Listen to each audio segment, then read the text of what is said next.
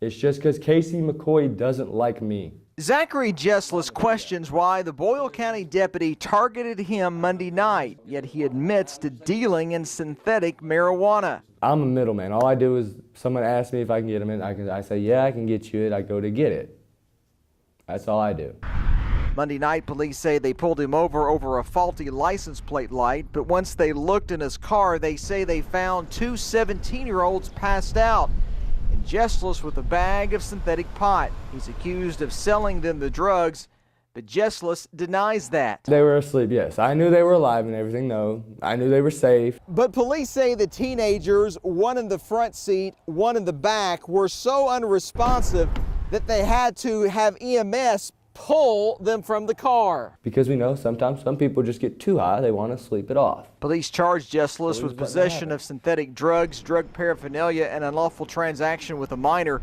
He admits he deals in synthetic drugs, but he claims he doesn't touch the other stuff. I just mess with weed and Ren. I don't do with nothing else. I will not touch anything else. I will never do anything else. The girls were taken to the hospital. Their condition is not known. We don't know that they're going to be charged at this time, but I mean, it's a possibility. Police say Jessless's car was pulled over because it matched the description of someone in the Junction City area selling drugs. Boyle County, Phil Pendleton, WKYT.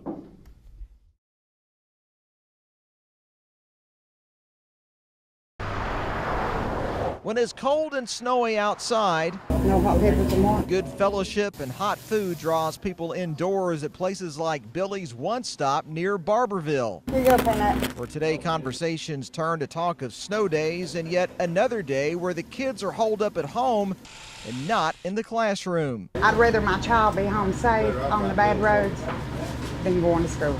Knox County has missed 20 days of school. Spring break is no more, and summer vacation won't start until at least June 10th. It's going to hurt a lot of people on vacations, especially if they've already got them planned, but I mean, they have to do it. And it's a safe bet that Knox County kids will not be in school until all of this snow disappears. Roads near the city may be fine, but in the county, a much different story. Canceling school is always a hard decision, but also it's an easy one.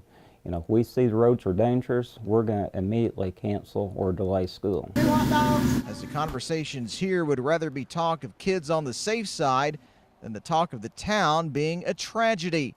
In Knox County, Go Skip. Phil Pendleton, WKYT.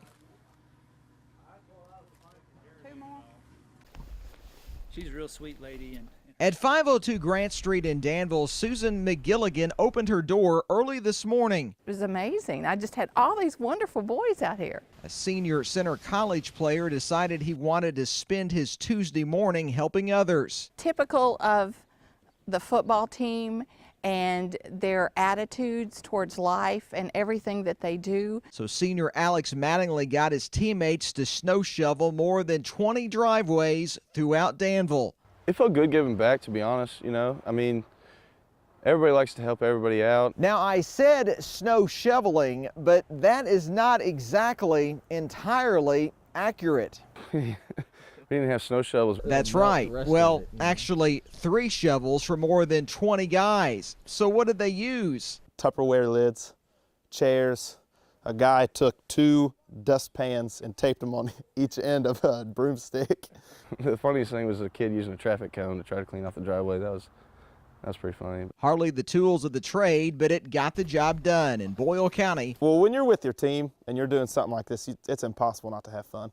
Phil Pendleton, WKYT.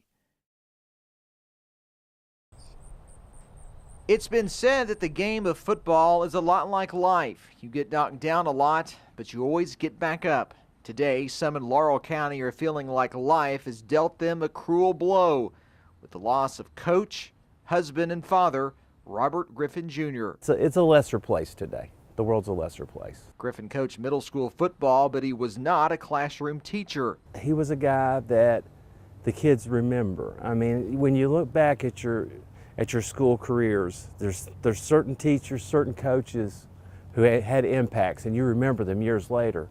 And he'll be one of those people. He was an excellent coach because I'm told that he truly knew how to reach kids, and he taught them to value what they did over here in the classroom. Griffin leaves behind a wife of 16 years and 2 twins who'll turn 13 Monday.